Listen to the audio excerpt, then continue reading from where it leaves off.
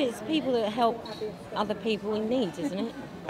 Honestly, no. I'm not. I couldn't tell you what they do. No. Just they're there at the end of the phone to help. Not particularly suicidal, but anything. Yeah. Any problems? Any problems? Pick up the phone and call. Helping people, basically. Phone them up to. Or helping people in need, should I say. Well, we answer the phones, obviously, and talk to people that are in distress, not always suicidal. We've now got text and email. The opportunity to help people through some really dark times. We don't judge you. We don't even know who you are, you're just a voice on the phone, and they can tell us whatever they want. We do listen and we do explore feelings and we do explore options, but we don't give advice. And it's confidential and we don't make no judgment. We don't solve people's problems, but we like to hope that by people talking to us, it helps them perhaps come to some kind of answer to what maybe they want to do. And then you have the other side of it, where people phone up or people write to you and say just how pleased they are on just exactly what they've done, that Samaritans have done for them. Whether it's festivals or any outreach event, you get people, not just the people who are there to see you, but they pop by because they've experienced speaking to someone in the branch, and that can be a very nice situation as well. I've been a Samaritan for about 10.5 years, 11 years-ish. We get volunteers from 18 to 80 odd. It's a good mix of ages, personalities, different walks of life, and it's quite a little community in itself, really. The Hitchin branch has been running for over 42 years, so a long time. The best bit is coming in and taking the calls, even though sometimes they can be difficult and really sad. But that's why you do it, because these people don't have anyone else that they can talk to. Lots of our callers are very, very lonely and don't speak to anybody other than us. You actually feel quite privileged that somebody trusts you with their feelings. It gave me the confidence that I needed. It felt like I was worthwhile, actually. I just thought it was something I could do, and the time sort of fit, and I quite like the idea of being on the end of a phone. Because they work around us as well as us working around them. It was just more flexible, and I just wanted to give something back. Away from work and away from the family and that, and it's just something, well, sometimes it's just something for you.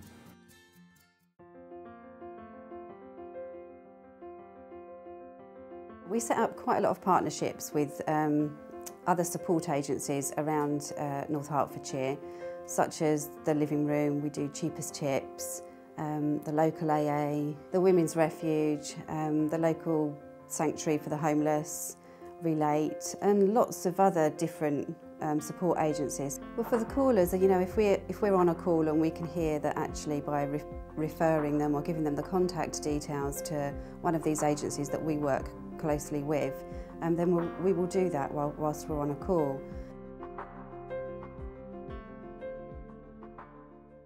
Network Rail asked us to help them with their problem, which is that suicides on the railway, which was increasing. There are more and more people that are using the railway as a means of suicide. It's a very violent way of taking your own life, and it affects lots of other people. It affects people in a lot of different ways. People can be just shocked, people can be traumatised by it. We had a incident and 4 staff witnessed it, which the Samaritans came down and done their bit. It affects members of the public, passengers on the train.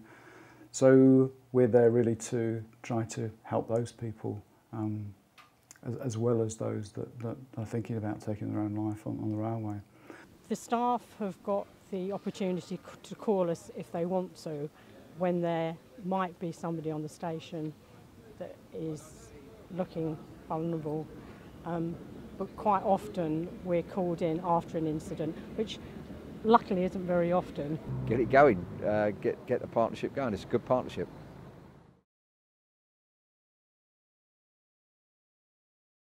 We have a programme called Feet on the Street, which is a similar sort of thing. We go out on a Saturday evening, outside nightclubs and pubs and that sort of thing, and talk to people. It's amazing what some people talk about at that time.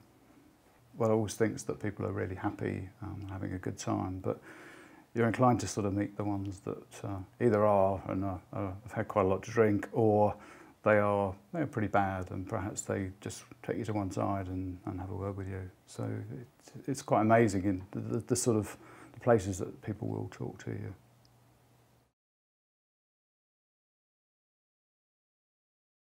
North Herts support the prison team. We support Little Hay Prison.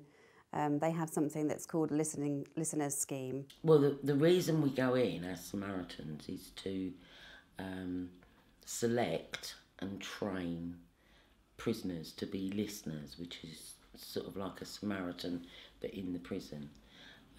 So we would go in, let the prisoners know what is involved in being a listener, and then we'll train them. And then once they're trained, they then go on a rota, and if a prisoner needs a listener, then they'll ask an officer and the listener will go along and listen. So that's the role of the listener. They are prisoners who are called listeners within the prison establishment. Samaritans generally go, particularly from this branch, every week to the prison, because as Bev said, the listeners themselves need to offload, and they can offload to each other. But the reason we go weekly is to give them all an opportunity to get together, to talk in confidence in that room about the calls they've had during the week.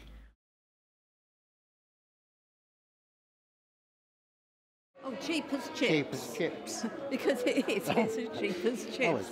From Samaritans' point of view, it's a place where we come, we make ourselves known, and if anybody wants to talk to us, then fine. If they've got any troubles or worries or whatever, they can just talk to us.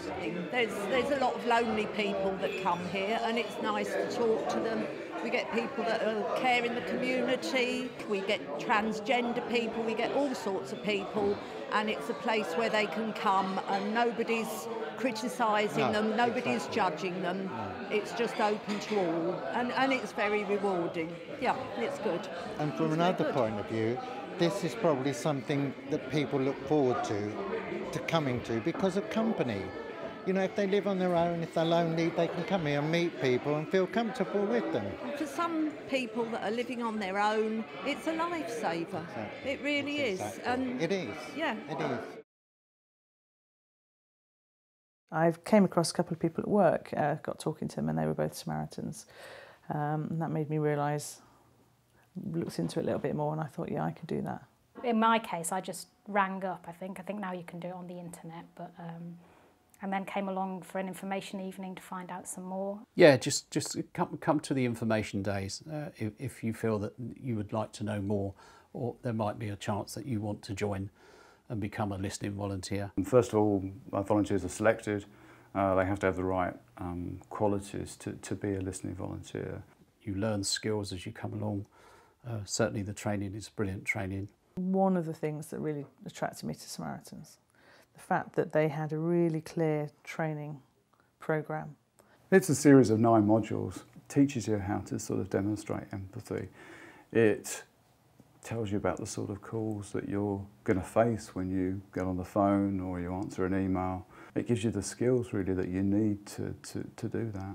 The training was excellent. I enjoyed it, had a good time, and it was just the beginning. Those first days of training into taking the first call was very gentle and at a pace that was comfortable for me. It's quite daunting the first couple of calls because you don't know what you're going to expect. Well, we just started shift. It was early on a Saturday morning. My mentor took the first call, so that was good. And I thought, well, we'll get a couple in and then I'll take it. It really is a bit like sort of stepping over the edge. I think it felt like I said everything wrong, to be honest, but I wasn't bludgeoned by my mentor. She was very gracious. But the mentor's with you for, you know, as long as you need them, really. And then you're surrounded by, you know, your shift partner, the leader, you know, and people that you develop close relationships with in the branch over the years. There's always somebody to talk to if, you know, if things trouble. That carries on. It's a supportive thing. So even when you're a fully fledged Samaritan, you still have sort of training several times a year. That you could then be a mentor yourself, or you could then get involved in assessments, or you can get involved in all sorts of things. And a lot of people do the listening role and do other roles as well. We get some people who come in and perhaps just fundraise for us. Well, it probably costs around up to £30,000 a year to keep the branch running. All of the money that we raise from the fundraising goes directly to the branch to help it continue to run. We do quite a range of fundraising, collections at stations such as this one, collections in the towns, in streets and superstores, but we also go to events such as Stevenage Day and have stalls where we raffle things and sell things. All of the money that is raised, we don't have any kind of admins or anything like that, so all of the money raised goes directly to the branch to keep the branch running so that we can support our callers. You as a volunteer could bring something into the organisation as well if you had IT skills. You know, it's another string to your bow. Part of me was a bit selfish as well because I thought I could get some experience from it as well. Yeah, I think if you speak to most volunteers, it's what they get out of it as well. I think if it was just a one-way thing and that you just were doing it for other people, I don't think you would last in it very long. But I think because you get something out of it, I think you continue doing it. And some of it is, you know, slightly out of my comfort box, but that's good that we should get out of our box occasionally and, you know, push ourselves. Well, now I find myself enjoying belonging to a group of people who have similar values to me, interest in emotional literacy, are positive, compassionate, all the good things. We are constantly looking for more and more volunteers to enable us to keep our branch running 24/7